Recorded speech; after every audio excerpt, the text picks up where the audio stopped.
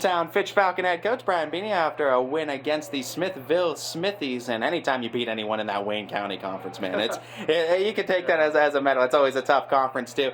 They came out of the box shooting the ball really well from 3 too. What were the adjustments like for you guys defensively to kind of try to slow that down from one half to the next? Well, first of all, coming off back-to-backers, you don't get a lot of time to prep for a team like this because we were getting ready for Warren. So you have to adjust. We watch a little bit of film, but you have to adjust quickly to what they do. And it didn't take within 2 minutes to figure out number 12 for them to shoot the three. So I think a few times in the first half we didn't stay connected to him. We got lost in the shuffle against them, and you give him credit. He ended up with, 6 threes. So, anytime a team like that relies on the threes because they're not very big. So when they're putting them in the basket like that, it's a game. And sometimes, you always kind of maybe want to get on your team about something here or there, but there are times where you give the other team credit and say, they just played well. And Smithville played well. It was a complete contrast in styles from last night to tonight. Last night was the athleticism, the size, both teams going at each other, press here, press there. Tonight was a team that wanted to slow it down, play in the 40s, make a bunch of passes, wait for you to break down. So for us, it was a big adjustment period. And I thought we settled in as the game went on. But again, they made some tough shots. I give them all the credit in the world. Those are scary teams. I don't care what their record is. When they pass the ball like they do, and they're patient like they do, and can hit shots, they're scary. Yeah. So. And the competition they face too. I mean, they get sharpened throughout the season. Yeah. One player I was really impressed with you tonight, Deshaun Vaughn, too. And, I know his quarterback experience helps with the ball distribution, but, he had his 7 points, but I feel like he was really finding his teammates in open looks, too, really trying to get them opportunities to score the ball. Talk to me about his kind of pass-first mentality that he's been taking on and how it's been helping you guys as a team. I'll go back and use the term with him all the time. He's a risk-reward player. He does so many good things, and then sometimes he tries to force some things. That's just who he is.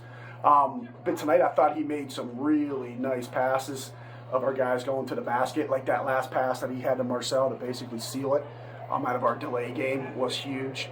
You know what you're getting with Deshaun. I did think tonight that the officials let them play more than they let us play. And what I mean by that is a lot of hands and a lot of pushing when we're going to the basket, and we didn't get those calls. I don't know what, for whatever reason, but we fought through that, and I thought Allen Hill had a huge block there towards the end of the game. I thought Brady Evans with the steal on the swipe down when the kid drove baseline was huge. It's not, you're never going to step on the court and it's going to be completely easy. Other teams compete, other teams battle. So you got to bring your A game every night, and sometimes you don't have it the whole game, but you got to find that way to fight through it. And I thought we did that. Like I said, good test for us tonight, complete contrast in styles. But I told our guys, you're going to see that type in the tournament. You might play a team that wants to play in the 40s, wants to slow it down, wants to make a bunch of passes. A great example is North Canton Hoover. That's how they play. So you get matched up against them, they are them. Where other times you might go against Camp McKinley, that's more of an up and down in your face. So you got to adapt to each style as it comes. But we always say a win's a win. We'll take it. We'll learn from it. Now we get a little bit of a break. We hopefully get Alex back at some point. He got hurt last night, so hopefully he recovers enough to get ready for turning time. But other guys got to step up in his absence. Let's talk about this final question for you, too. The win is win number 11, and I think that's always a big win for teams in a 22-game high school regular season. It means you guys are at least going 500. In Division I, that's, like you said, you take when you can get them with the type of competition you have to face. Yeah. What's this mean for you guys and the team knowing you got win number 11 now? Well, there was probably a handful of wins that we had right at the cusp. Glen Oak was one. We had a chance to win it at the, we just kind of missed the shot. So there's a handful that we were right there, just didn't finish it.